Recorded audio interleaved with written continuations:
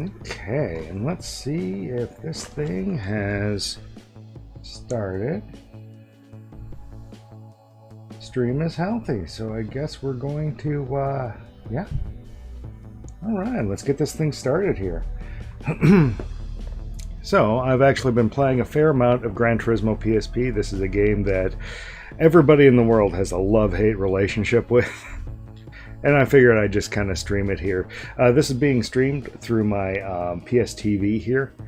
And I actually have a pretty kick-butt PSP setup, but the PS TV rendered it more or less obsolete.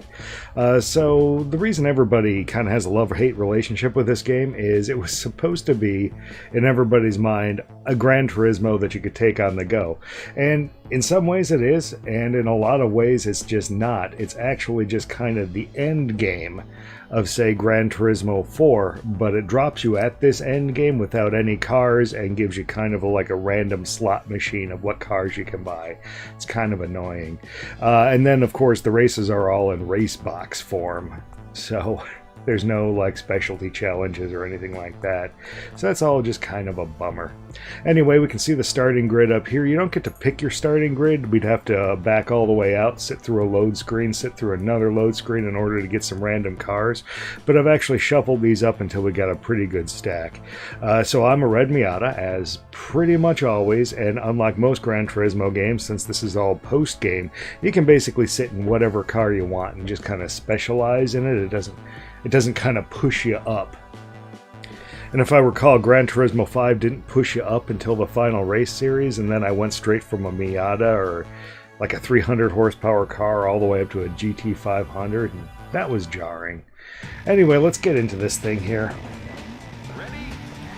So the first problem with this game is that it doesn't, well, there's many problems, but it doesn't have any analog control over the acceleration or braking, and it's barely got steering analog. I think it's like 2 steps, and that's because of just how the PSP's analog stick works, or more properly didn't work. So we're dealing with a mostly old school Gran Turismo with mostly new school physics, like Gran Turismo 4, maybe even Gran Turismo 5 physics in this thing. And this is probably closer to Gran Turismo 4 than 5 is, really. Come on, FTO. Gosh, the other thing about this game is a lot of people in Gran Turismo love the adventure, starting out with a small car and upgrading it and affording better cars. And while you do afford better cars in here, the tuning is for the most part nerfed and or removed. I'm going to try and carry as much speed at the bottom of this hill because I am a Miata. And that was a little disappointing, but I think I can still get around him. Now, these Mitsubishi FTOs, I do not know what they have for power in them, and they don't make it easy to see when you're up against them. It's not a very interesting car, if I'm honest. And let's get around here, kick the tail out a little bit. So I've got just a dab of traction control and no stability control on, and the reason for that is stability control in this game makes your front end plow tremendously badly, actually. I'm going to have to learn not to brake on that one. Normally you can take that corner flat out, but without stability control on, it can be well, with stability control on, it's probably not possible, but without it on, it is scary. And this is about a 60-mile-an-hour corner. Now, I did actually, there are like the almost like challenges, which are kind of like the license things. That part is in the game, so apparently that was important enough to the folks at Polyphony Digital to leave in. And they've locked some pretty critical gameplay elements behind it, because I actually just had to complete the A and C's, and that was to unlock the custom soundtrack so I don't get my stream taken down on the YouTube here. So this is a custom soundtrack. The only time you're going to hear actual Gran Turismo PSP music is going to be in the menus, and then that's just the menu music, because Sony BMG really likes to take over, especially the American Gran Turismo soundtracks. I will say that this is probably on PSP, not exaggerating, the best of the PSP the best of the Gran Turismo soundtracks. The one with the least Sony BMG interference in it. It's got a couple licensed songs, but a lot of it just is very Gran Turismo-y. So yeah, ever since the first Gran Turismo, I just remember like they had 3 tracks from this band Garbage that was, actually they're kind of from my hometown, but they had 3 tracks in this game. I still remember seeing those guys live, and they were popular for a while, a couple albums anyway. I don't know what happened to them. But it's really out of place in a video game like this. And then I remember Gran Turismo 5, their main song was by one of those emo bands, and maybe some of you guys are old enough to have been part of the emo subculture, but I wasn't, and the music doesn't really line up with the fashion in that one, and yeah, it's more the goth era there. So I just do not get emo. It's kind of punk. It's more punk than even the early goth stuff was. It's hard to explain. Not for me, but the fashion was alright. Now this track, this is one of my favorites, has 2 critical corners, and we just crossed one of them. So in a low power car, and I love racing low power cars in this game, you want to carry as much speed as you can into that bottom corner, because there is a long hill to climb up, and every mile an hour at the bottom is like 4 or 5 miles an hour by the top. Then there's this one, which let's see if I can get this slide across here, and ooh, that is not ideal. Oh, just let that go there. Yep. Oh no.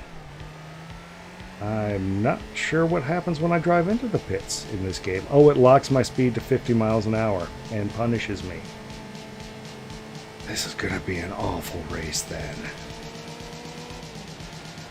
Well, let's hope that patented Gran Turismo rubber banding kicks in then.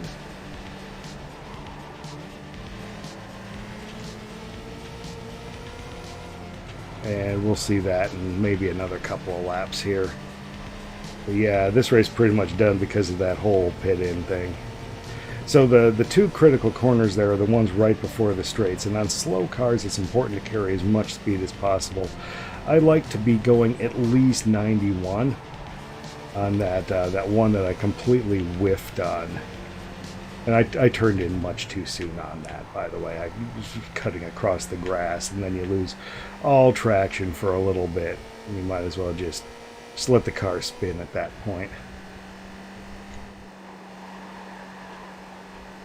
Now, for those who don't know, the reason I like driving the Miatas in these games is my daily driver is an engine swap Miata. It's a 3rd gen Miata though, and you might be asking yourself, why am I in a 2nd gen Miata in this game, since this game came out in 2009, and that was 3 years into the reign of the 3rd gen Miata. And that's because this is very closely related to Gran Turismo 4, and they didn't actually bother bringing in the new Miata. And I know everybody's like, oh, Gran Turismo is half Miatas. Well, yes, but they forgot to bring in the new Miata when they did this. They did bring in some new cars. For example, you can see Ferraris are in this, actually, and that is just spectacular. I'm pretty sure Porsches aren't in this, though. Look, I'm not in last place anymore. Let's stop this thing here. Get around. Yeah, I'm pretty sure that the Gran Turismo series is very responsible for those RUF cars being super popular. Because technically they're an auto manufacturer, I guess. They just start with a Porsche. Alright, and this is one of my favorite tracks in all of the game, so you'd think I'd be better at it. I'd almost call this a home track. But yeah, a lot of the original Gran Turismo tracks are just spectacular, and that's because these don't feel like race tracks. And they're not. There's not enough runoff area, they're not flat enough, they're just too interesting to be racetracks. They never get insurance on them. Alright, and those two cars up ahead are really close. That is another thing you're going to notice about this game, is it's got the car count reduced from any other Gran Turismo. And that's because when you start running Gran Turismo 4 stuff on a lower power system, well, you got to make some cuts somewhere.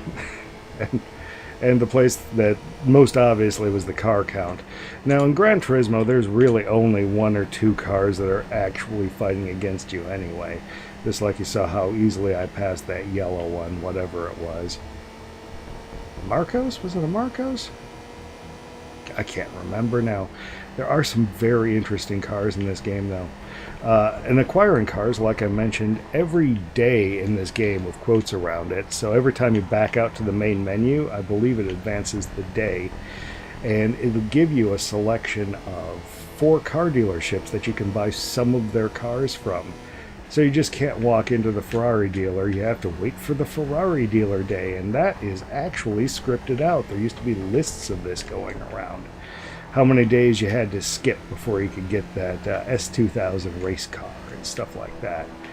And I used to be all into that. I have probably 50 to 100 hours on the PSP one, I'd say, which doesn't sound like a lot, but it is, considering that a lot of the grinding that I did on that game was shared from Gran Turismo 5.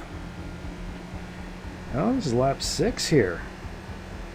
Way to go, rubber banding. I've somehow relatively caught up to those guys. That's one thing about this game, is I don't especially care about losing. I prefer not to, but since this is a race box, and money is more or less useless now that I've got the car that I want, yeah. Now when I go car shopping in this game, it's more just, you know, kind of like Pokemon. You collect your favorite ones, and then you just kind of give up on it after that. All right, and that is the end of the race here.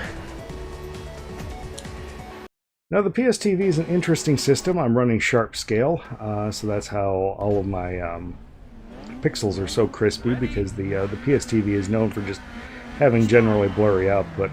I'm using a PS4 Pro controller, they call it, I guess. This is the kind of the second generation, and I've got a little sticker to cover up the overly bright light on it. I've also got 2 little cell phone gems, because my fingers just cannot find those 2 little buttons next to the touchpad.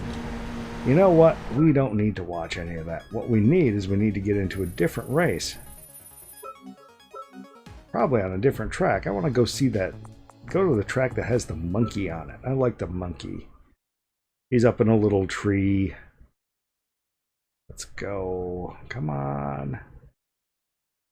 For some reason, the load times are atrocious, even though I've already loaded all of the data. There's, of course, no UMD involved here. Might actually be faster if I didn't load the data. So how these things go is, if you race on a track enough, you can race faster and faster cars. So in Deep Forest here, I've raced on it enough that I can race S-Class cars. Where on Fuji Speedway here, because that's not an interesting track to me, I don't think I've ever raced it in this session of the game here. One interesting track is El Capitan, and that is one of my absolute favorites from Gran Turismo 4, and I believe it's only in Gran Turismo 4 and this one. It's also got some other favorites like Charmonix. I know a lot of people like some of those off-road tracks, but not me. Okay, so which one were we in here? We were in Deep Forest, so we've got to find... Here's the one with the monkey. Trial Mountain. We're going to do Trial Mountain, and it looks like I've only unlocked up to A rank on it. Okay. Let us see who we get to race against.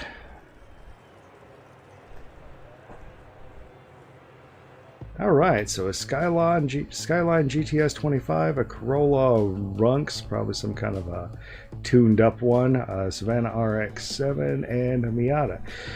Now, The thing to remember about Skylines is not all Skylines are GTRs, so this might not be as bad of a race as one would think here. That clearly looks like, I don't know, an R32 GTR, but it's not. It's probably like a 200 horsepower car. The RX-7 is also a fairly old, naturally aspirated RX-7. So weight-wise, it's probably about the same as the Miata. Rev-wise, it's probably going to be a little higher, and power-wise, it's probably going to be a little bit down on it. We'll see here. We'll see. And let's have a look here. Still sticking with 6 laps, A level, and I've got my traction control at 1, and my ASM off, which, I mean, you can kind of choose how you want to do that. You can either have your car plow all the time, or you can have it spin out when you overcook things. I prefer to spin out when I overcook things. Looks like that little hatchback has dropped into 3rd place already. That's the Runks. I can see its custom license plate. Toyota Yaris or something. Vitz? I forget what it was. But up ahead of us, we've got the RX-7, and if nothing else, we have to come in front of the RX-7. That's a pride thing. And I believe around this corner, oh, there's the monkey up in the tree. Yep.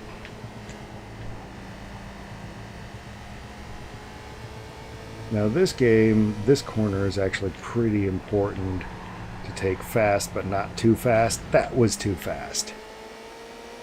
I overpushed that one, and that is going to cost me. If you carry a little extra speed through there, then you can take it down this straight and not be as slow when you get down to here. But then you scrub off all of your speed and then go up a hill. I love these tracks. If I recall, at least on the PlayStation 2 version of this game, the GT4, there was a little Loch Ness monster out in the lake out there that you could kind of see. I think that he's probably out there in this version, but I also think that the odds of us finding him pretty low. Sorry, I got distracted there. You probably couldn't hear that, but there was a cat doing some acrobatics between me and the screen. She's over there now. But that's okay.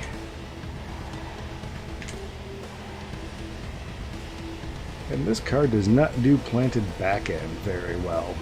That's alright. Speaking of planted back ends, one thing about Gran Turismo that I've noticed, and maybe it's different on the newer ones because I'll probably never buy another Sony system again, but Gran Turismo, it doesn't matter what car you buy, it comes with an open differential because they couldn't be bothered to model the differentials anything near correctly. So then after you get your open differential, I don't know, Ferrari, then you have to buy it a limited slip differential upgrade, and this is in the games that allow that. And then you get to spend all day tuning it until it feels kind of like a Ferrari, or how you think it should feel. And that's always kind of a bummer, and this game takes that away by just not allowing you to do any of it. Just none of it. Now there are some limited tuning options available. They call it Quick Tune, but you can only Quick Tune your favorites in this game, and there aren't a lot of options. And your favorite list, weirdly, it has a limit on it. I don't get that. I mean, it's hard to imagine why they did that, because the memory sticks could hold, you know, gigabytes of data. And I'm sure the configurations aren't all that big. So yeah, I'm starting to hear the tunes in the background a little bit. They're a little quiet, but they're from a Fanatical royalty-free tunes bundle that came out recently. No, don't pit in. Oh, that isn't even a pit. I just kind of picked the kind of cyberpunk sounding ones. It is neat seeing that. Seeing something that looks like a GTR at least get passed by a Miata. And I just Gran Turismo'd him there.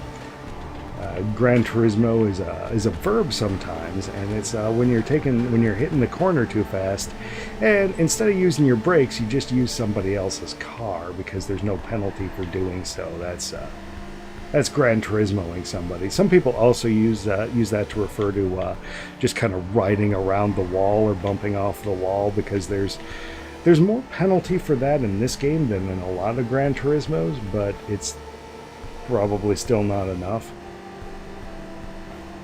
Now, if I recall, there was a neater canned lighting effect down that little tree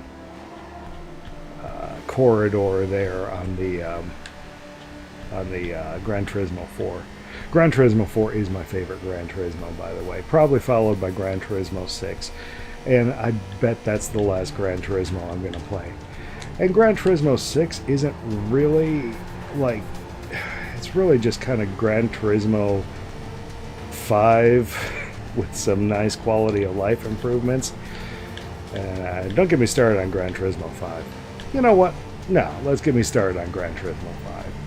So Gran Turismo 5 went like probably a year or two late. So I bought a PS3 years before I needed to because Gran Turismo 5 looked so awesome. And then we were stuck. I bought it just after Prologue came out because, Prologue's out. That means Gran Turismo 5's right around the corner. Nope.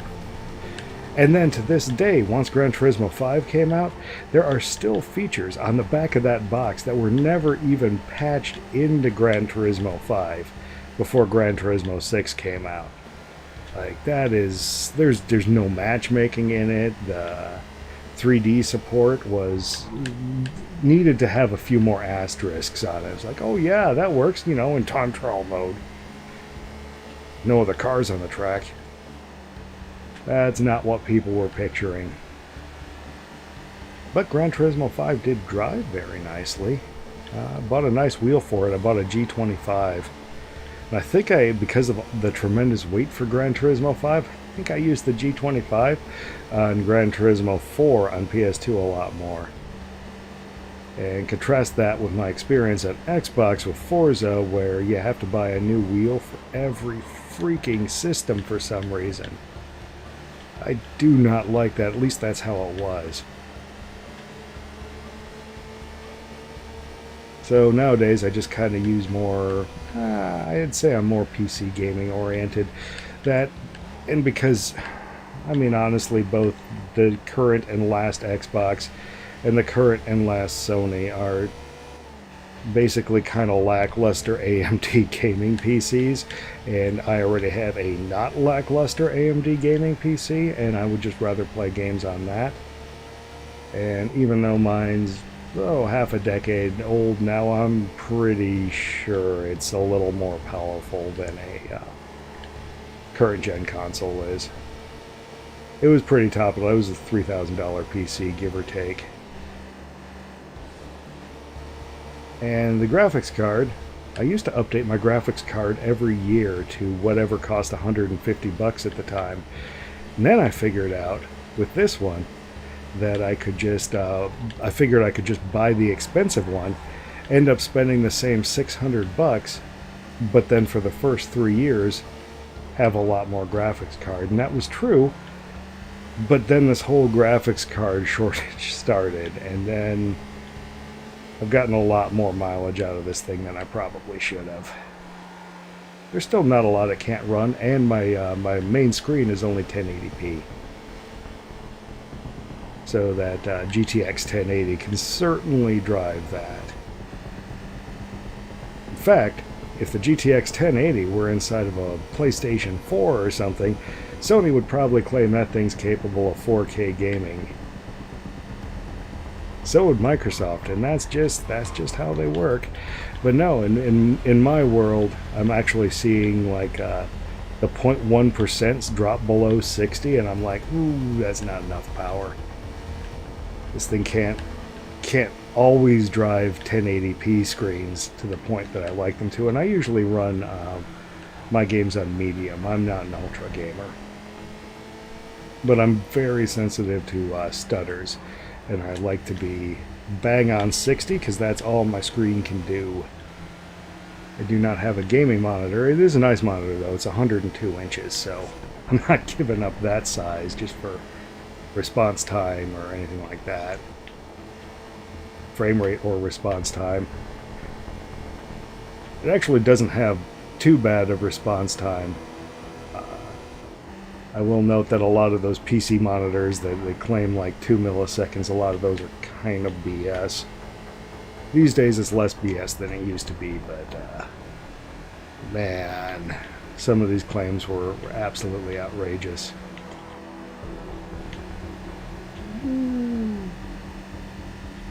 Right now I'm actually looking for an Evo monitor, which is an old PC gaming monitor. I think it's an Asus. And it's got built-in speakers, and it's got a fairly quick response time, and it was because way back in the day, Evo decided that their fighting game championship wasn't feasible to keep carrying around CRTs, so they had to come up with a standard of monitor that was good enough for use in the competition, and people could practice on that monitor at home. So I'm on the hunt for an Evo monitor, even though they're by now like a 10-year-old monitor. It's nice that they have speakers built in. It's especially nice if you're running a fighting game tournament, because then you don't have to hook up speakers.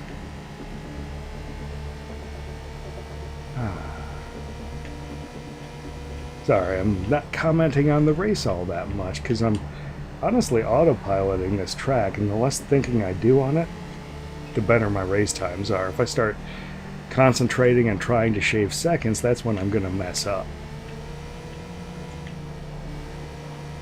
Ooh. And if you let off the gas for any length of time, this game will flash up in the corner of the screen to push X to accelerate. See?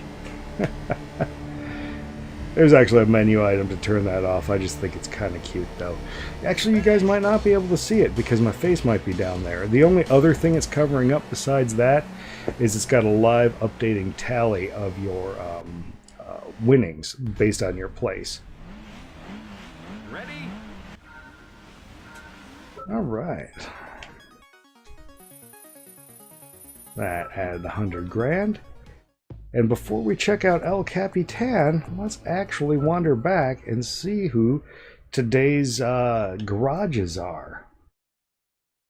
See who the game is going to decide to let us buy today. There's a couple of cars I'm looking for. There's this one S2000 race car that I'd really like to get. I think it's like 200,000 bucks. Assuming Gran Turismo 4 pricing holds.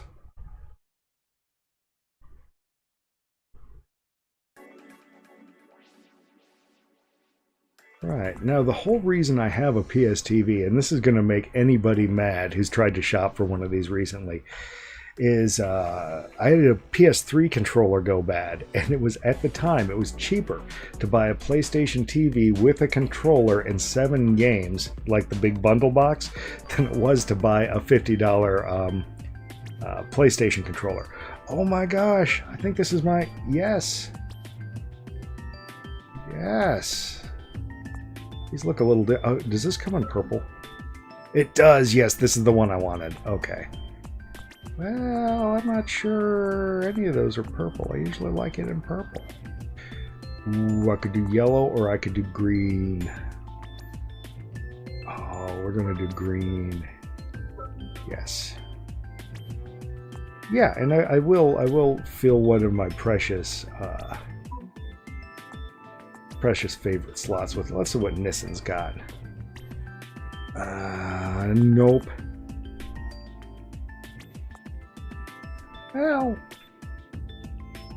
Well, no. Actually, I mean, I can't afford it, but that's a pretty slick looking model there. Okay, game. You twisted my arm here. I think I'm gonna need to get this. Yes. No, definitely don't waste a favorite on that. Mitsubishi, anything good in Mitsubishi? I think I have some variant of those. I think I've got an Evo 5 already. That Mirage looks a little like a second generation Honda Civic. Huh. $100,000 Golf. No thank you. And that is the experience in this game of car shopping. Every time, if you want to get it to advance a day, you have to go in and then back out again. And you have to sit through that's at least 2 lengthy load screens in order to see the next few dealers. So I'm, as you can see, only up to day 35 in this game. And so these are the driving challenges. They're kind of like the driving licenses in other Gran Turismo games. You know, the things nobody likes to do, and sure enough, they made it to this game. And I would say overall, this is, at the same time, my favorite racing game on PSP and the most disappointing racing game on PSP. Just because I think everybody wanted this game to be a full Gran Turismo experience, and it's just not. Let's do El Capitan. I think I've only unlocked A rank.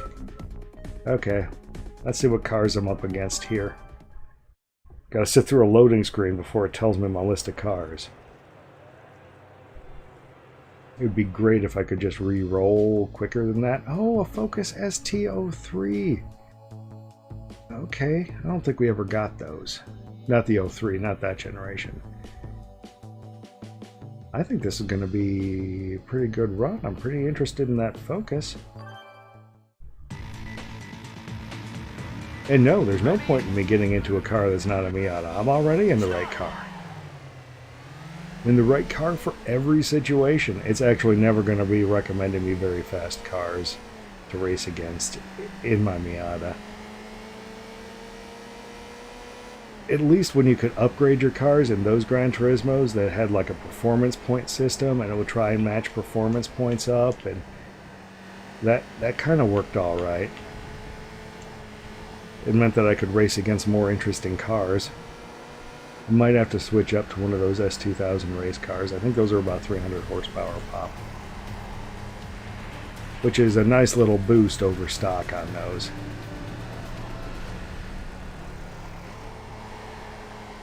I get the tail out a little bit. There's an interesting corner coming up. Not this corner, but the next one that drops away. And the computer can never get this thing right. You just kind of slam yourself down over it, bump into the car next to you, and then away you go. That's all you have to do for that corner. I'm sorry, Ford. I tried to Gran Turismo you, and I definitely won't also try it at this corner at the bottom of the hill.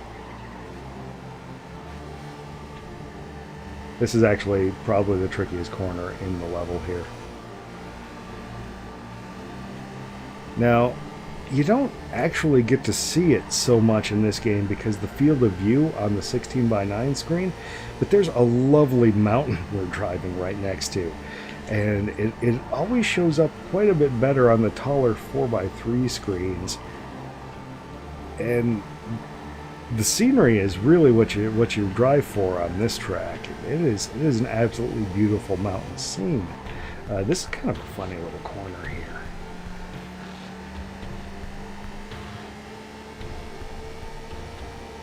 That's just a weird corner to have in any level. I can kind of see why they dropped the El Capitan track, but I still don't like it. I still don't like that they did it. So for Gran Turismo 5, they introduced that Eiger Nordbahn track, the one that's like a walking path that they turned into a race car track, I guess. And that kind of fills the void of this. I don't think the cars actually know how to get around. The AI doesn't really know about this corner either.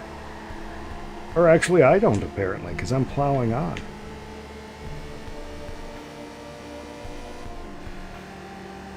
So for PSP, the graphics in this one are actually pretty nice.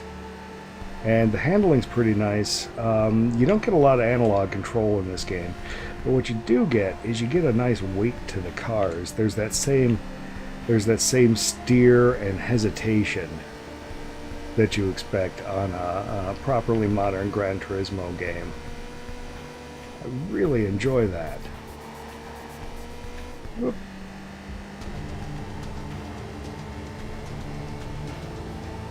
Now, the cars don't feel as good as they do in, say, Gran Turismo 5 or Gran Turismo 6. There's no tuning options to make them right again. Because in these games, of course, what you do is you buy a car and then you head out to the GT Planet forum and you figure out how to make it drive right again. Unfortunately. It's not quite as bad as it was in Forza, though. Forza, they drove... the Forzas from this era seem to have about 3 different types of car. And everything drove like one of those 3. You know, you had your generic front-wheel drive, your generic rear-wheel drive, and your generic all-wheel drive model. They probably were much more sophisticated than that, but buying a car in that game did not make the car feel like out of the box. It didn't feel like the real thing.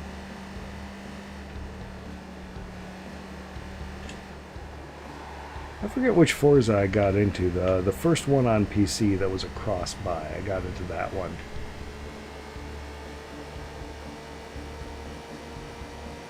And then I tried Forza Horizon, but it absolutely hated when I used the wheel. Punished me for it every chance it got. That Focus ST is just an amazing thing. I'm not really sure I'm going to catch him. And let's get a little bit more oversteer going on this corner. Yeah, still just can't catch him. He's front-wheel drive, probably 50 more horsepower than me. Come on, come on, come on. Oh, way overcooked it. That's my bad. Maybe I can get a speed boost off of this guy behind me there.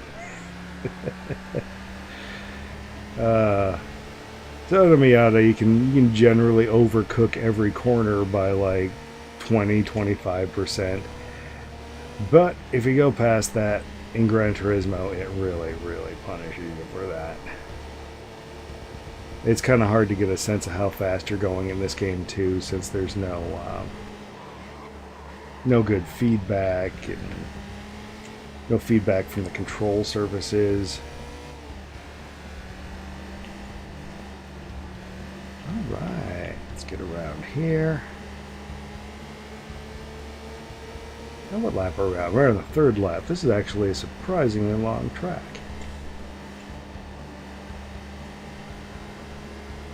Really wish we could see up just a little bit more to the top of the mountain that's behind us right now.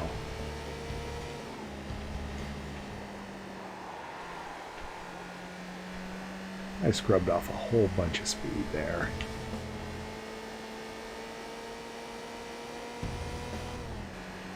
Yeah, I've spent so much time playing Gran Turismo games, and I'd probably wouldn't mind playing them again, but just so much of me refuses to buy another Sony system. Not as long as they're AMD PC based. There's just not enough reason for me to do it. Like on PS3, like the updates were just so bad. And it would sit there and make you stare at them. And then Sony came up with the bright idea to make you pay for background updates. Like, come on. Come on. Then online stopped being free. Game sharing went away. Side-loaded operating systems went away. That was just such a mess. Just never again, Sony. Never, never again. I still am going to enjoy my PS3, even though it doesn't have all the features that were printed in a list on the side of the box anymore because of upgrades. Not that I'm bitter, Sony. Not that I'm bitter. I hope you go out of business. But still not bitter.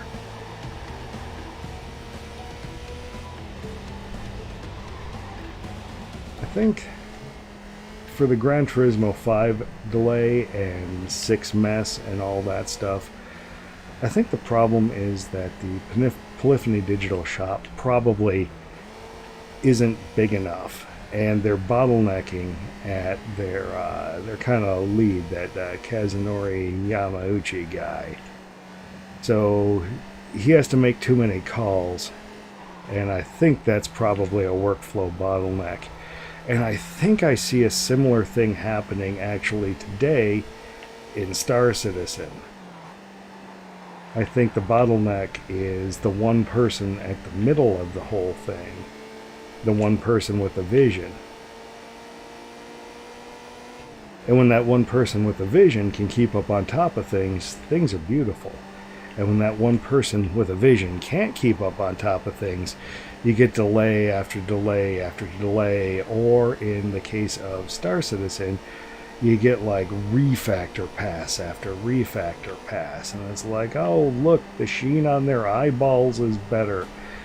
I really do hope someday that Star Citizen game comes out.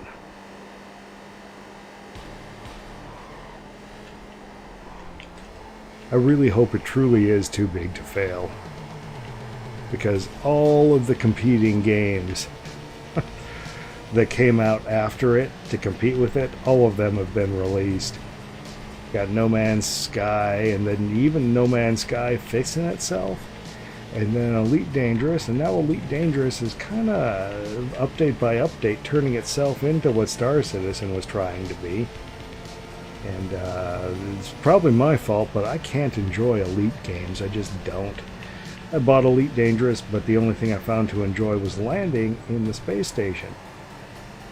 Which is weird, because that's the part of most Elite games that I don't enjoy, but in this one, I managed it. Oh, I feel like rubber banding is kicked in game. Really? Really? So I managed to catch up with the Focus ST? Really? My 220 horsepower car with my 150 horsepower naturally aspirated me out. Okay. But I caught him and passed him. Now, maybe he fell asleep there. He's certainly concentrating harder than I am, because I am just prattling on about my day while I autopilot through this track here, because my hands still roughly know the way through all these tracks, and that's the measure of a good game right there. It's just, this is my first play of this track in a long time. Like I'm up to day 35 in the game, but I don't think I've played this game in like years. The only reason I have my Vita out, well, my PSTV out, is because somebody asked me a question about a device in my PSP setup. So my PSP setup's a little exotic in that it's got a DOSO wireless controller in it, like an external controller, which normally doesn't work with the PSP 2000. Well, there was no way to use a PS3 controller with a PSP 2000. I think the Go could do it, but not a 2000. So the DOSO wireless controller is only works on modded systems, and I've got one of those. And then I've also got this dock that takes the component output and upscales it, makes it go full screen. And that's really handy if you've ever tried playing PSP. Well, PSP over the component, that is. Whoa. No, I don't think Vita had any TV out, so I think this PSTV was it for that. I actually don't have a real handheld Vita. I don't. I really should have gotten one when the getting was good. And like I say, the only reason I got a PSTV is because it was cheaper for me to get a controller and a PS3 controller with a PSTV, brand new, than it was for me to get the controller alone. But Sony got me on that one. So, fun fact, you cannot, unless you're really, really trying hard and specifically looking for them, you can't get your hands on a real PS3 controller anymore. They're all fakes. And there's some good fakes out there, and there's some bad fakes out there. But it's even more confusing than that. You can't use, say, plastic quality or controller flexibility to judge whether a controller is real or not, because this controller that came with the PSTV, it was the fakest feeling controller in the world. And this was an official Sony product. It came with an official Sony system, and it creaked, and it kind of had milk juggy kind of flexi plastic in it. It was just awful, and I ended up changing the battery on a PS3 controller. And if you can avoid it, don't ever do that. There are a bunch of different versions of it. There's a bunch of different batteries, and the same is true for PS4 controllers. But the biggest problem is on some versions of the controller, a lot of versions of the controller, as soon as you take it apart, the entire L1 and the right and left triggers come off as units and then fall into, like, I don't know, half a dozen pieces that are just impossible to get back together. The whole, like, L2 and L1 together as a unit come out and just disintegrate. And the same happens on the R side. And you're sitting there with springs in your hands, with buttons, with cages, and you're just trying to figure out how to get it done. And just nothing. Oh, we got a cough here. Oh, must be getting the couve. So we actually just had Mardi Gras here in New Orleans, so everybody's a little sick, but we all caught our COVID test kits off the floats. Not kidding. They were passing out COVID test kits from the floats this year. And I am negative, but I've definitely got a little bit of what they call the Mardi Gras crud, which we had thought was a little bit of everything, but it turns out it's a little bit of everything but the couve. I'm so glad that we seem to be treating this couve like it's over now. Okay, now, the downside to hitting that green button, you get right back into a race with very little loading. The problem is you're up against the same cars, and I think I would like some different cars. And while I'm there, I think I'd like a different track. So those 3 tracks I would consider my home tracks in the game. They're the tracks, my comfort tracks, kind of like the beginner track on Virtual Racing. So the rest of these tracks I don't actually care about, and that's why you'll see that I haven't raced a good chunk of them. Oh, that one is kind of nice. But we're actually going to go all the way back to avenge our problem at Trial Mountain. Wait, it wasn't Trial Mountain, was it? No, Trial Mountain I did okay. It was... oh, loading screens.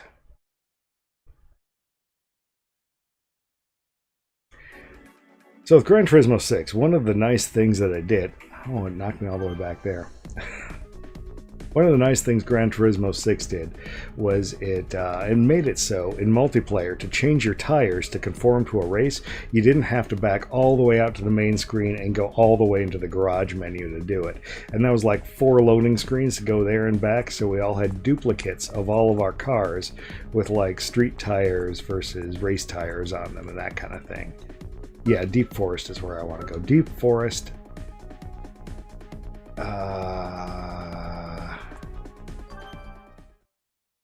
Did it say A rank? Because I want to do S rank. We can change that from the menu in here. Yeah, this is A rank. No. Like it a little harder so I can fail more miserably. Alright, let's see what I'm up against. 2 FTO 94s in exactly the same color. Really. And a Hyundai Tuscany, which I think that was the Tiburon here, in boring gray. So I'm up against basically 3 gray cars. 2 of those are the same. Whatever. Ready? Start. Well, there's the Twinses up there. And then a Hyundai, and its trunk latch is probably going to break before the first turn. Before the Miata, I actually had a Kia back from the Kia and Hyundai are the same car era, and man, that was awful. I just Gran Turismo'd the hell out of that FTO too. Did you see that? I didn't touch the brakes in that corner. I just kind of used the car door. And I can't overcook this corner, though, actually, because this corner will punish me for doing so. It punished me anyway. I like the little tight corners in this, followed by the looser corners. I like just the variety of it. And I like that there aren't too many long straights. The big straights are here at the bottom, and we have to make sure we can carry like 75 miles an hour through this would be ideal. 73, 74, okay, that's fair. That's fair. That's probably going to make those cars drop back a bit. Oh wait, this is on S difficulty, and they're actually faster than me, so it's just going to make me not lose as bad. Alright. Oh. A little bit too much of a slide going there. It is fairly easy to catch small slides in this game, at least. Alright, and a little slow through there. I like to be going like 91 at the base of that little hill. But this should be fast enough that they drop back. Yeah, they're dropping back. You know, it's a 100% accurate driving simulator when your Miata is out dragging cars. I really shouldn't say that, though, because those are actually considerably older cars than this, and just by virtue of that, maybe it's accurate.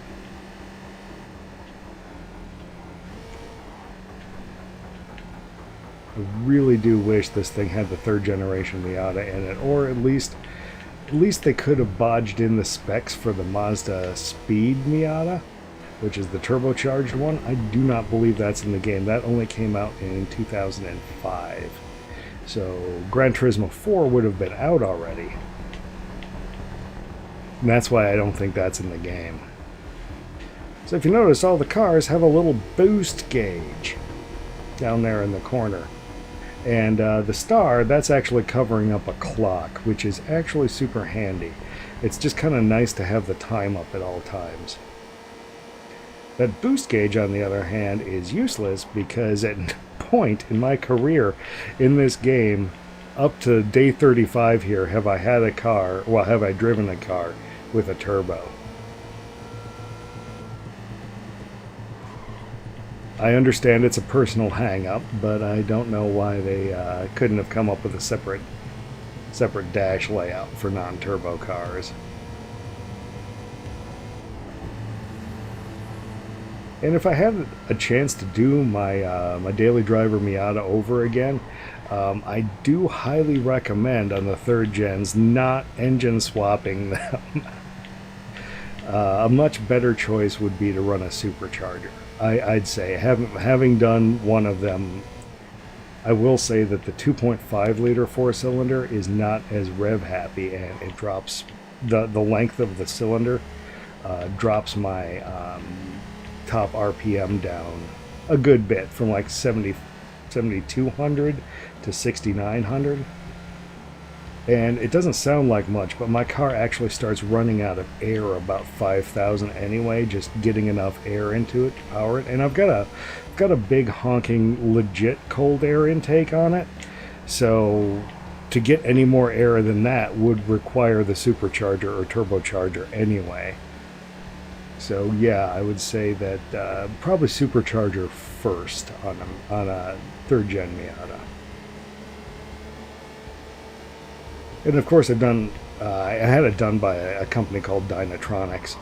So it's a dyno tune, pretty fully built out. It's got all the supporting mods. It's got it breathes clearly from front to back and all that stuff. And it's got a tune on it and all that. It's actually got 4 tunes on it. It's got a 91 tune, a 93 tune, because I get 93 here. And then it's got 91 and 93 with features. And those are features I'm never going to use, like flat foot shifting and stuff like that. Just sounds like things that are going to destroy my clutch. And yes, I do drive automatic in Gran Turismo, but I drive manual in real life. Go figure. It's just less cockpit load, and in Gran Turismo, you get all the gears. Like on those 1994 FTOs behind us, those if they're an automatic, if I buy one that's automatic, I still get 5 speeds. It's not like it drops me down to the 3-speed automatic, which is what a 1994 automatic is. It's a 3-speed versus a 5-speed.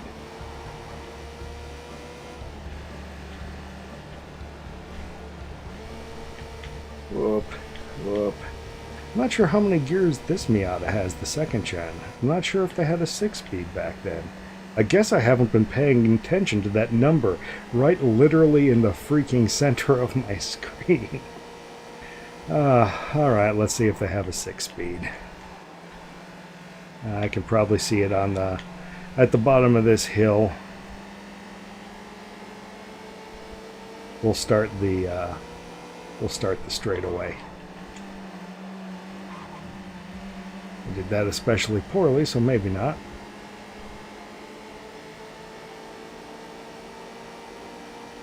Alrighty, 100. Are you 5th gear? Okay. I'm never going to get to 6th gear, even if there is one. Yeah, I'm nowhere near where it would upshift.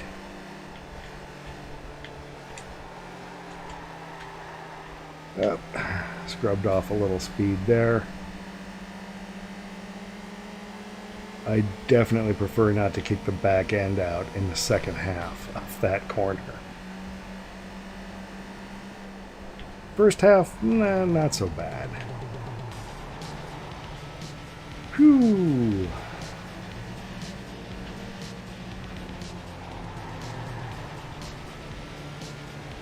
I like that it'll let me just kind of just zone out and lap. That is one nice thing about this game, and it doesn't get in the way. It doesn't make me unlock tracks. It does make me unlock difficulties of the cars, but I can. It's a full race box. It is the end game, the late game of Gran Turismo 4. But it just drops you into the late game with exactly 0 cars from day one. And then like a random car dealer to buy cars from. Lame.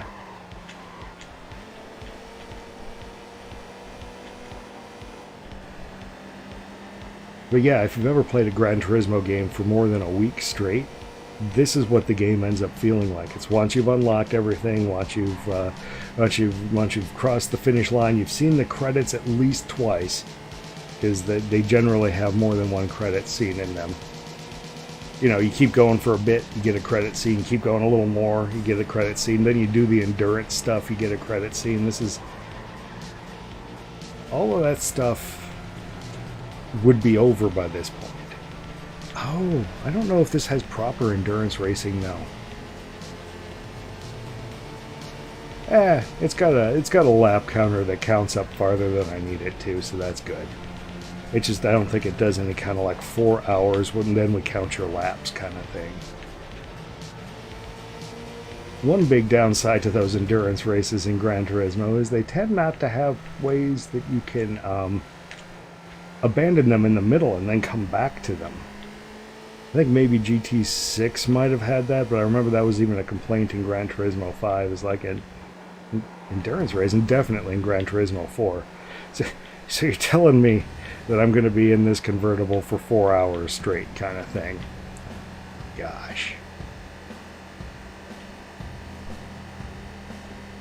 Alright, heading up the hill here. First place, lap 6 out of 6.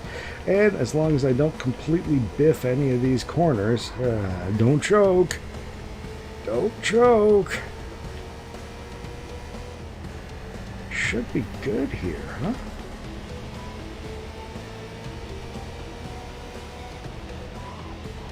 After this, I think it's time for me to get out of my comfort zone a little bit.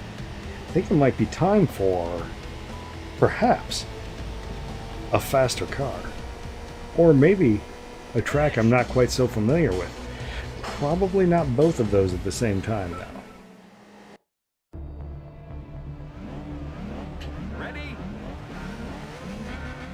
Start. Alright.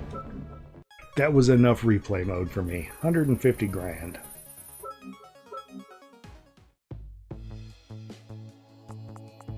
Alright, let's exit. Sit through the loading screen, and then it's going to let us assemble a race in the race box.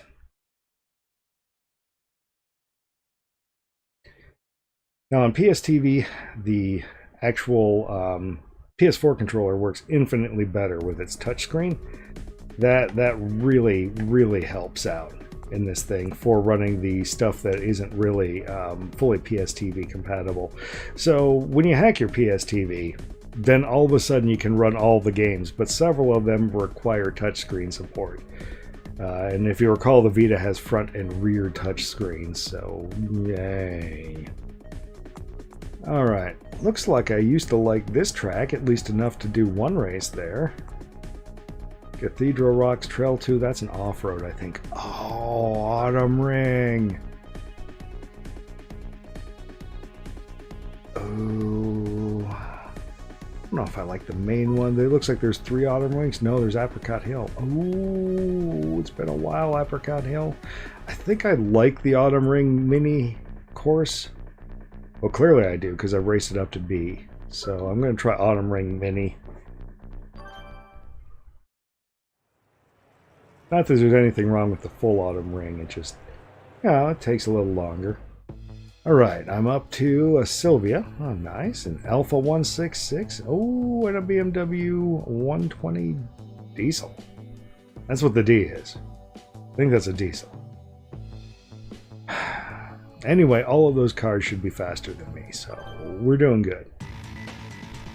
Sometimes this game will pair me up with cars that are slower than me, like all of them are slower than me, and there's just, it's kind of a Miata thing. You gotta race cars at least a little faster than you.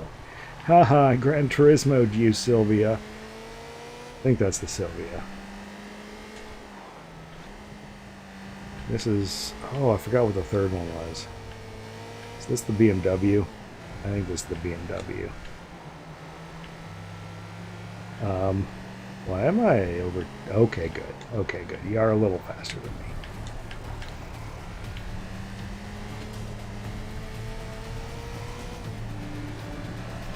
All right, Beamer. Actually, I think this is it. I think this is it for the track. Oh, it really is mini. Okay.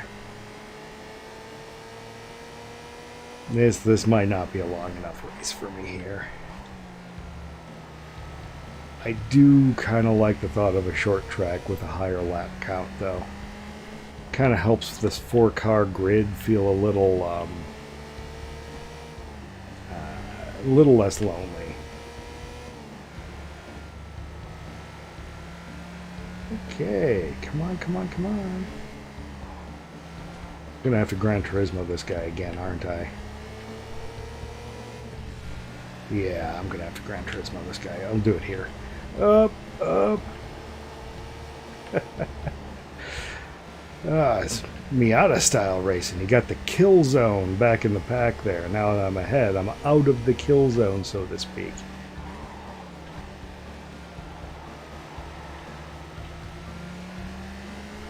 Okay, heading down here. Overcooked that one tremendously. And then we got these little S's up here.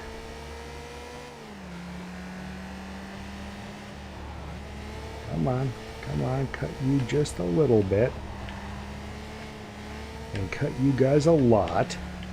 I think I cut that first one too much. I think that's technically cheating at that point. And no brakes, big slide.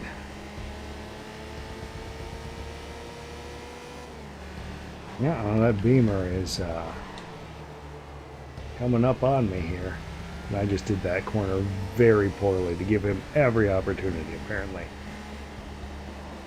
Because that's me, all interested in fair play all of a sudden after I used that guy's door to get by him.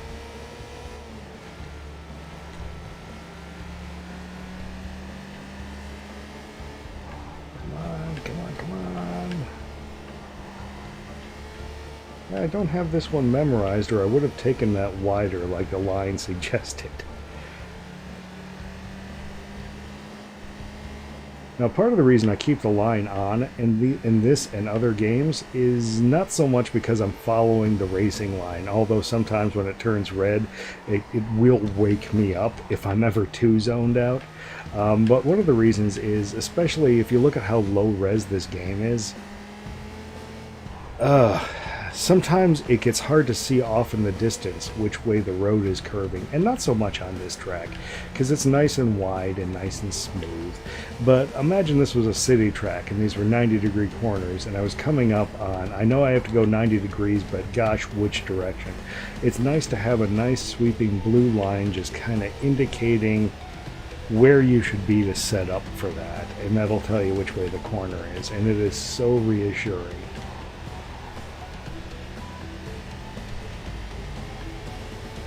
I'm a person that always keeps racing line on.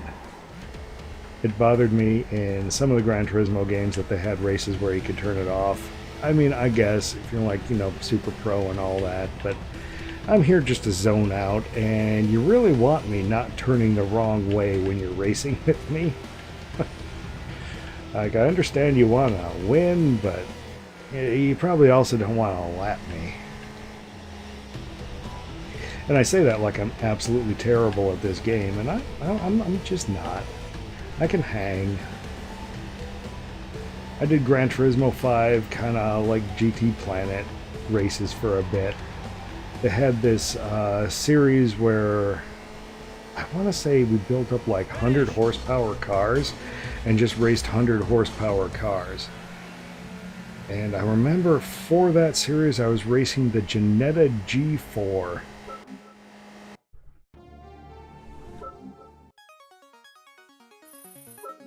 And that's an older Ginetta.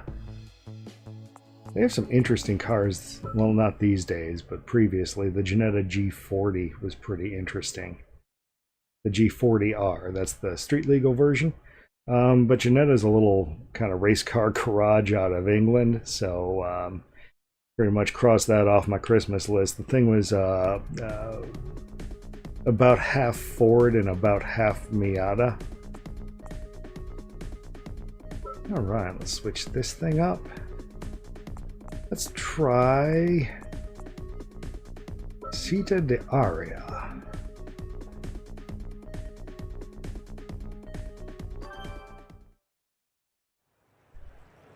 I always get this one mixed up with Costa Amalfi. And one of them I kind of like, and the other one I'm R2. So the Atenza, that just looks like kind of a Protege or Mazda 6, one of those two. Then we got the Hyundai Tuscany, which is a Tiburon, but no, we got a competitor. Ready? Was this point to point? Start. This point to point, isn't it? Oh no, okay. We're just in this little starting area. That's where the rest of them come in. Oh, this is going to be bumper cars the whole time.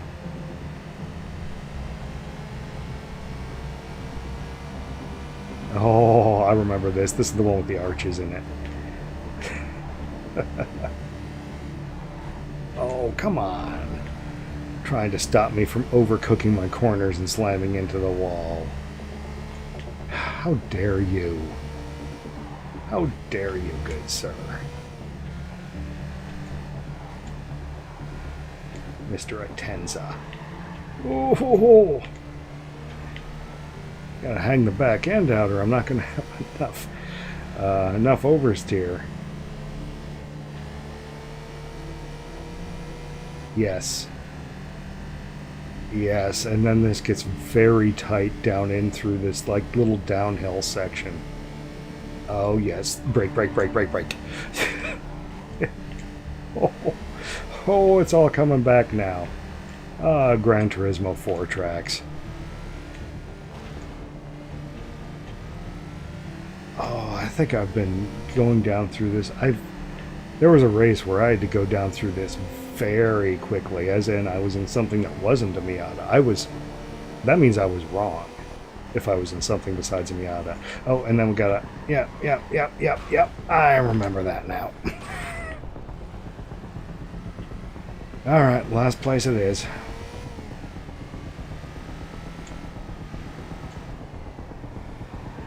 Starting to suss out how this track went. It's about a car and a half wide. Alright. I don't know that there's actually any clean passing zones in this track, really. It's like it widens out for just a little bit, and then that is it. Like between those two pillars on the exact opposite side of the track, it widens out for a little bit. But I don't know if I'm ever going to have enough power to pass these guys. Not unless the game gives me the added power of rubber banding. I'm pretty sure this Gran Turismo has rubber banding in it. Oh.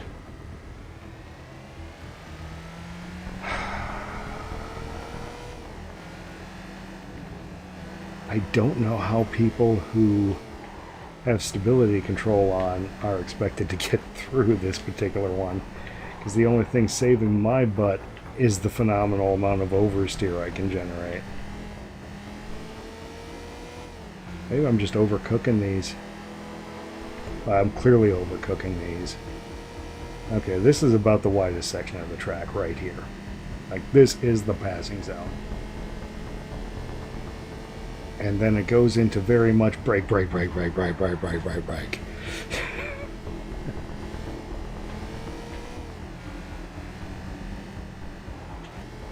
Oof.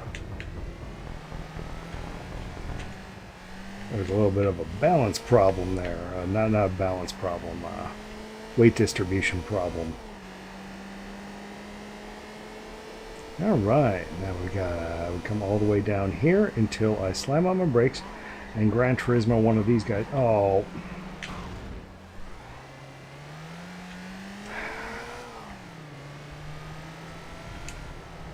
And that was me getting my comeuppance for trying to Gran Turismo one of those guys. I wasn't sure which guy I was going to Gran Turismo, but they didn't slow down as much as I expected them to.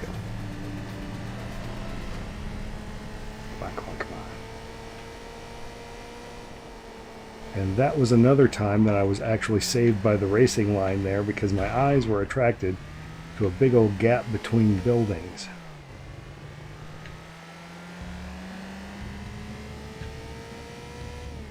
I am 7 seconds down. I think that I can pretty much count on the fact that I am coming in dead last on this one. It's okay. It's okay. I've earned it. We'll just get some practice in.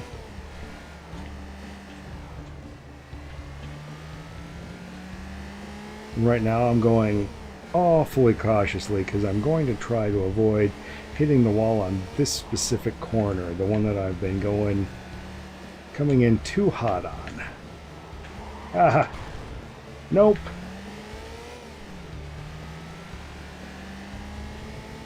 Really, I think I took that the best on the first lap, where I just freaked out, slammed on the brakes, and hung my back end out there.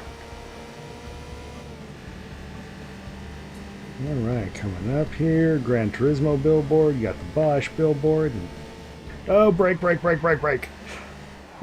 Oh. Then this next set is actually a little worse. 2 S's in a row, and then the third S is a little more forgiving. Okay.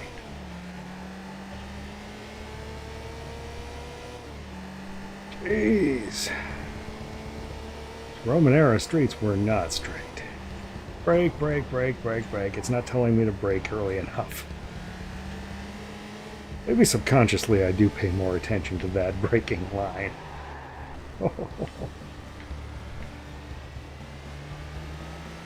Like that car is just like, he's right there, but he's still like 6 seconds away.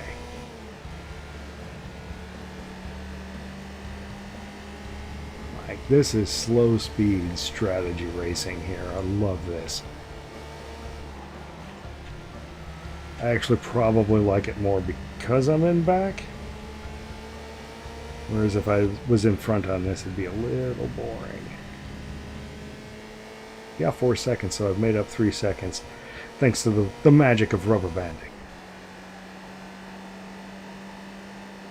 Brake, brake, brake, brake, brake. They're not coming to any of these anywhere near too hot.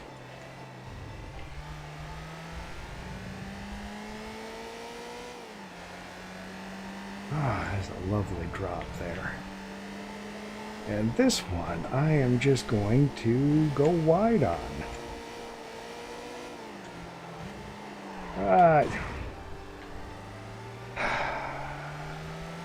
So I got that corner right the first time. The reflex was correct. I came into it way too hot. And then I slammed on the brakes to step the back end out. And every time I try and do the old slow in, fast out, I still come in too fast, even though I'm coming in much slower than I was the time it worked out.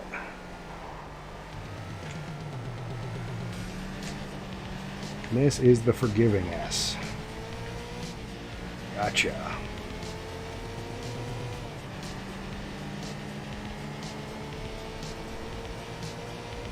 So this is the Citta de Aria. That would mean the Costa Amalfi one. That's their analog for Monaco. I mean, you know, legally distinct from anything resembling the Principality of Monaco and any race that they may or may not have there. Legally distinct. Just like those RUF cars are definitely legally distinct from Porsche. Oh, there's that building. I've gotten that building at least 2 out of the 4 laps that I've passed it.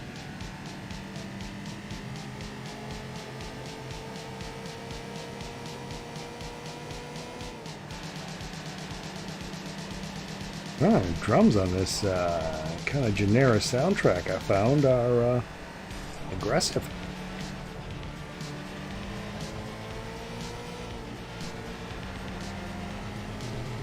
Thank you, Fanatical, and your royalty-free music that I keep forgetting to use until I need a game soundtrack that does a custom soundtrack.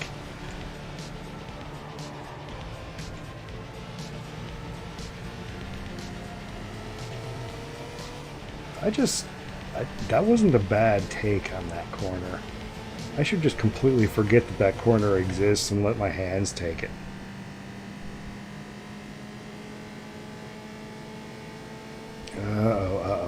Brake. Alright, then this one's slightly forgiving. This middle one is not forgiving. And this last one is the most forgiving. There's that, I guess this is also a set of them, but it's like non-existent, just gas and go.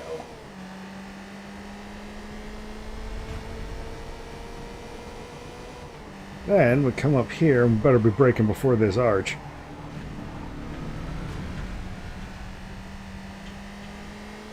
Yeah. Come on, Hyundai. So now that I figured out this track and I'm actually performing at the race pace, the big problem is going to be the usual Miata problem of there is no place where I can build up a, there's no place where I can build up an abundance of speed. Like, I don't think there's any place where I can pass any of these guys. And that's okay, I'm just going to come in fourth, but, yeah, I just do not have the free horsepower, and if I push it, I'm just going to get myself wedged in somewhere.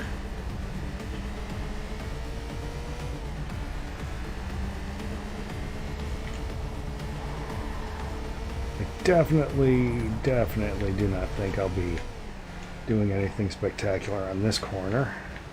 Well, maybe. Oh, got the Hyundai. They only Gran Turismo'd him a little.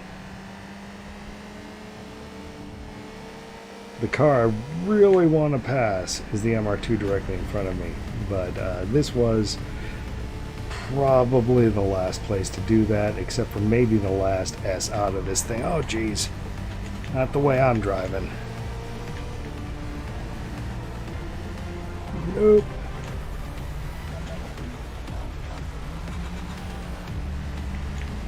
I managed to hit every wall and still not come out of it with any amount more speed than the MR2. He's pulling away from me. Brake, brake, brake, brake, brake, brake, brake, brake, brake. I like how the line turns red behind me, letting me know I've already overcooked it there. Oh, oh, oh, oh, oh. No. I could have played that one a little better. That pass a little better. I could have probably gotten in front of the MR2 there. Brake, brake, brake. Nope, nope, nope, nope, nope, nope.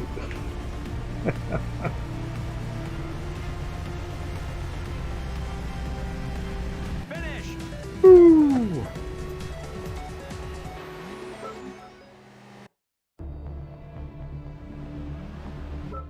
All right. Now I think I should go back to my monkey track. Oh, is that Deep Forest or Trial Mountain?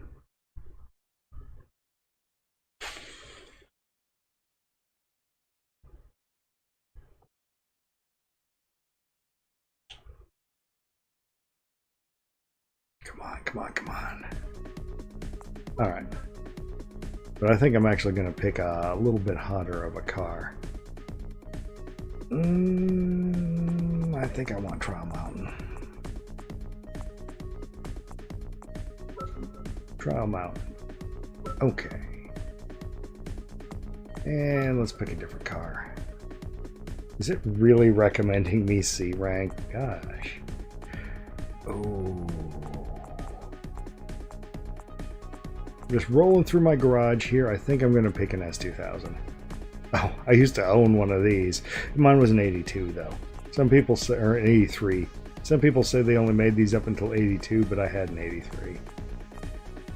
Jetta G4. That's that car from the 100 horsepower series on Gran Turismo 5. S2000 race car. S2000 race car. We can go with this one.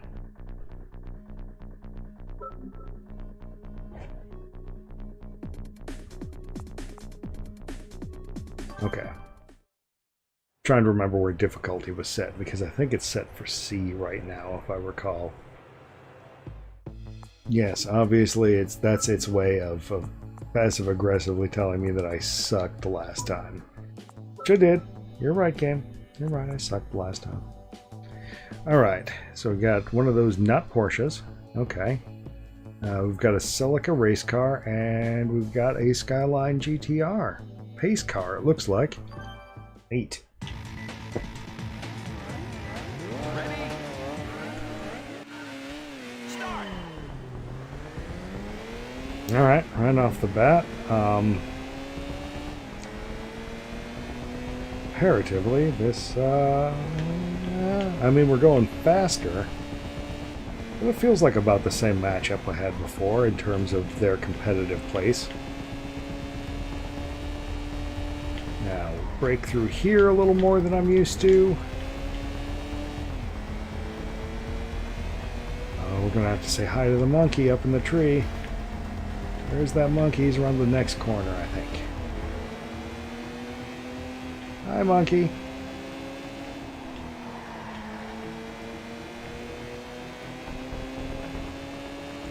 Oh, I'm definitely not spending nearly as much time at full throttle as I was in the Miata.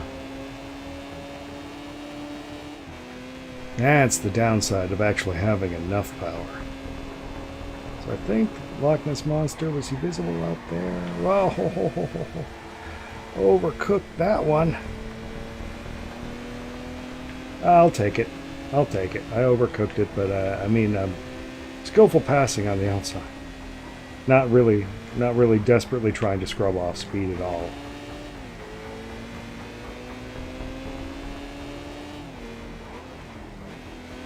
All of these things that I used to try and take flat out are now definitely don't attempt to take these flat out corners. Yeah, I like these old custom tracks because there's no runoff area. They're just interesting to look at. They've got close walls. Probably because in PlayStation world, close walls limits polygon count. As in PlayStation 1 world, this is a track off of, I believe, original Gran Turismo.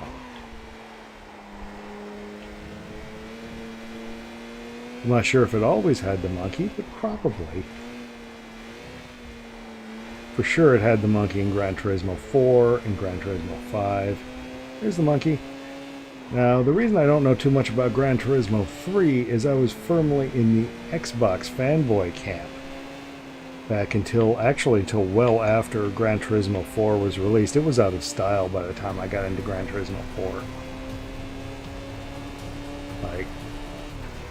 Like everybody was probably playing Prologue already when I was just getting in Gran Turismo 4 because I was a Forza, the original Forza fanboy. I had a wheel for it and all that stuff. And then I realized, oh wait, I can't take the wheel. Can't use the wheel in the next Forza game. That's to you. PlayStation, well, I can probably still use my G25 wheel with a PlayStation 5 if I had to guess. It worked with the 2, the 3, and the 4.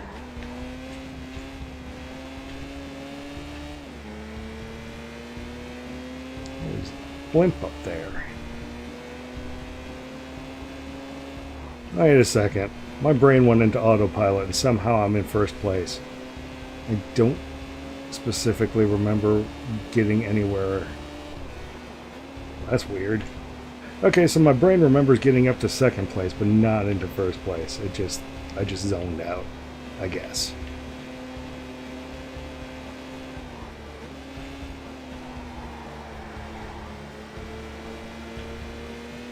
Whoop.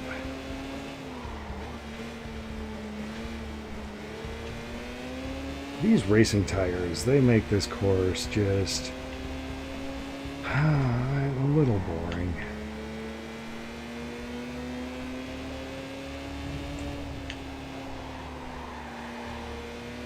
Boom.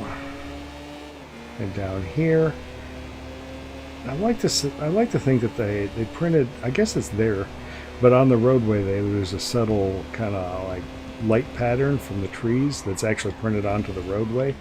It's more subtle in this version of the game than in other versions of it. You know, instead of doing lighting, they just changed the texture on the road itself.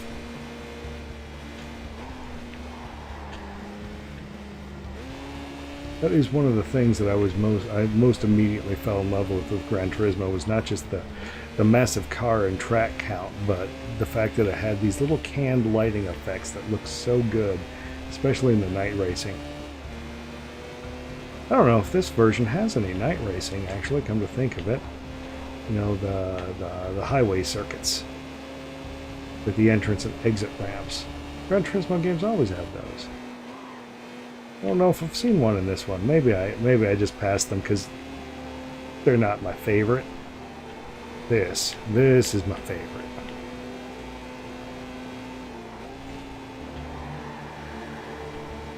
Boom. Get around this one. I overcooked that a little bit. I'll say hi to the monkey. Hi, monkey.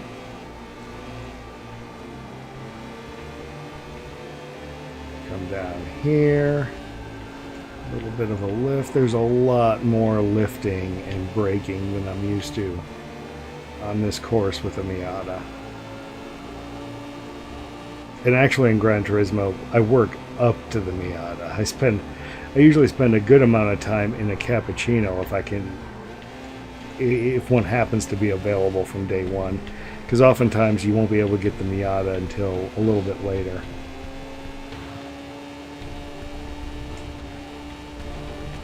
Actually, I've been losing a bit of weight lately, and I think I could almost fit into a cappuccino now, and my Miata started to feel a bit baggy.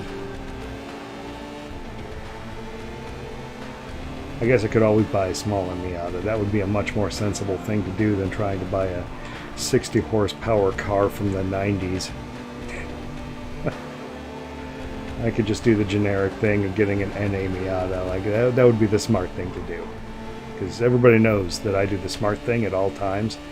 And that's why I've got a 600-pound Atari downstairs. Because I do the smart thing. Whoop, whoop, whoop, whoop.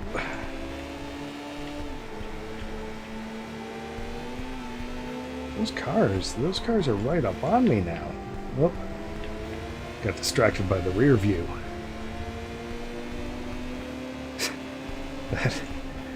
that GTR pace car with its little flashing lights is just almost like a police car back there. That's something. Okay. Huh. This version doesn't actually do a canned echo in the tunnel, and that would add a lot of immersion. I'm really surprised it doesn't do that. Yeah, now that GTR's right up on me. I actually probably could take that a lot faster. I'm not used to these racing tires at all. They do things that are just freaking impossible, like that right there. I mostly maintained grip on that. Mostly maintained grip there.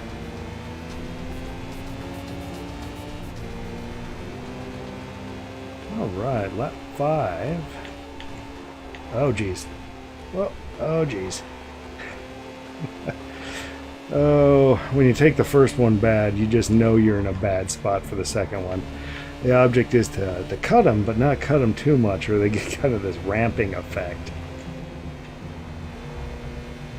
Whoa, whoa, whoa, whoa,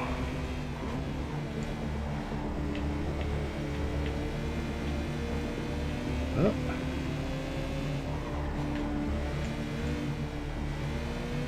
Okay, Trial Mountain. Not disappointing. Hi, monkey.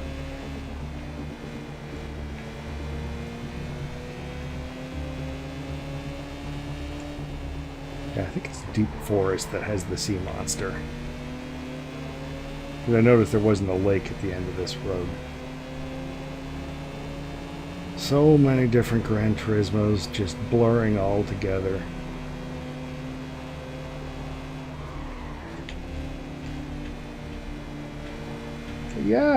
Yeah, so this is Gran Turismo PSP. I think I'm probably going to wrap the stream up here shortly after this thing is over, but yeah, it's, in my opinion, it is the best racing game on PSP and also the most disappointing.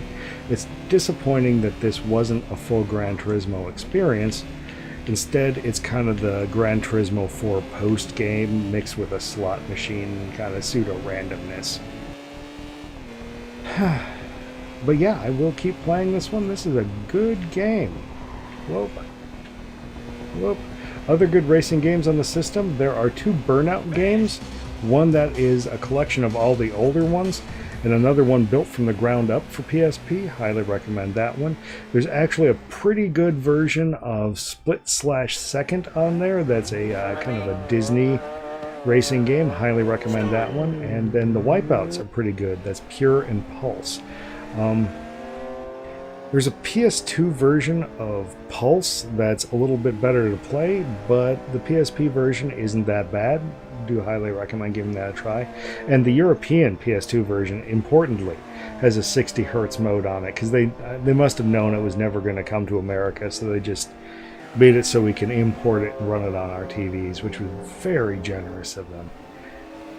Anyway, I guess until next time, Reaper Man out.